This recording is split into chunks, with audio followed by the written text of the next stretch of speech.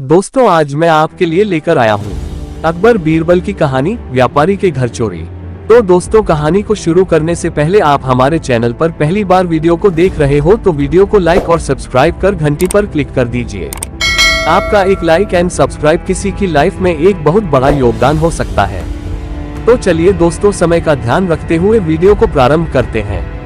तो वीडियो में लास्ट तक बने रहे। ये कहानी बादशाह अकबर के जमाने की है। एक बार एक व्यापारी अपने किसी काम से कुछ दिनों के लिए प्रदेश से दूर गया हुआ था। जब वह अपना काम खत्म करके घर पहुंचा तो देखता है कि उसकी पूरी तिजोरी खाली है। उसकी मेहनत की सारी कमाई चोरी हो चुकी है।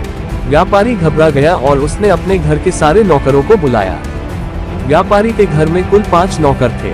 व्यापारी की एक आवाज पर सारे नौकर उसके सामने आकर खड़े हो गए। व्यापारी ने उनसे पूछा, तुम लोगों के होते हुए घर में इतनी बड़ी चोरी कैसे हो गई? जब चोर आकर मेरी पूरी तिजोरी साफ कर गया उस समय कहाँ थे सबके सब? एक नौकर ने जवाब दिया, हमें नहीं पता ये चोरी कब हुई मालिक, हम सो रहे थे। उसकी यह बात सुनकर व्यापारी गुस्से से आग बबूला हो उठा और बोला, मुझे तो लगता है कि तुम 5 में से किसी एक ने ही चोरी की है। तुम्हारा हिसाब अब बादशाह अकबर ही करेंगे। ये कहता हुआ वो महल की ओर चल पड़ा।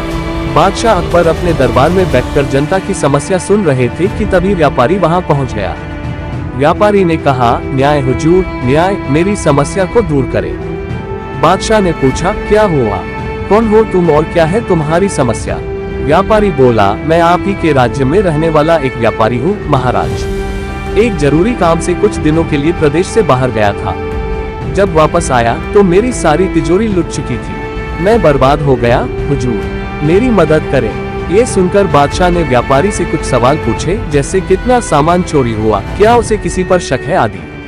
सवालों के जवाब मिलने के बाद अकबर ने व्यापारी का मामला बीरबल को सौंप दिया और कहा कि असली चोर को पकड़ने में बीरबल उसकी मदद करेंगे। अगले दिन बीरबल व्यापारी के घर पहुंचे। उन्होंने सभी नौकरों को बुलाया और उनसे पूछा कि चोरी की रात वो सभी कहाँ थे। सभी ने कहा कि वो व्यापारी के घर में ही रहते हैं और उस रात भी व्यापारी के घर में ही सो रहे थे।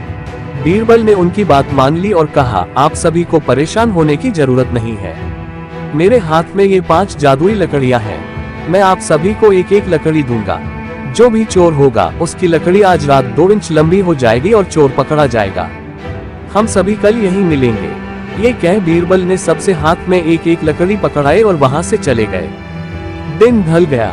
अगले दिन बीरबल फिर से व्यापारी के घर पहुंचे और उन्होंने सभी नौकरों को अपनी अपनी लकड़ी के साथ बुलाया। जब बीरबल ने सबकी लकड़ी देखी तो उन्होंने देखा कि एक नौकर की लकड़ी 2 इंच छोटी है। बस फिर क्या था, बीरबल ने तुरंत सिपाहियों को उस नौकर को पकड़ने का आदेश दिया। व्यापारी इस पूरी घटना को समझ नहीं पाया और असमंजस से बीरबल की तरफ देखने लगा। बीरबल ने व्यापारी को समझाया कि कोई लकड़ी जादुई नहीं थी, लेकिन चोर को इस बात का डर था कि उसकी लकड़ी 2 इंच बड़ी हो जाएगी और इस डर से उसने अपनी लकड़ी को 2 इंच काट दिया और वो पकड़ा गया। व्यापारी बीरबल की चतुराई से बहुत प्रभावित हुआ और उसका धन्यवाद किया। कहानी से सीख बच्चों, बीरबल ने चोर को पकड़ा। इस कहानी से हमें ये सीख मिलती है कि गलत काम चाहे जितना भी चतुराई से किया जाए, लेकिन वो सभी की नजरों में आ ही जाता है और उसका अंजाम हमेशा बुरा ही होता है। ये थी हमारी आज की कहानी। उम्मीद करता हूँ आपको अच्छी लगी होगी। तो दोस्तों आप हमारे चैनल को लाइक एंड सब्सक्राइब जरूर कर लीजिए और घंटी पर दबाकर ऑल पर सेट कर लीजिए ताकि आने वाली हमारी हर वीडियो आपको सबसे पहले मिल सके। और मिलता हूँ आपसे एक और नई वीडियो के साथ। तब तक अपनी सेहत का ख्याल रखो, स्वस्थ रहो। धन्यवाद।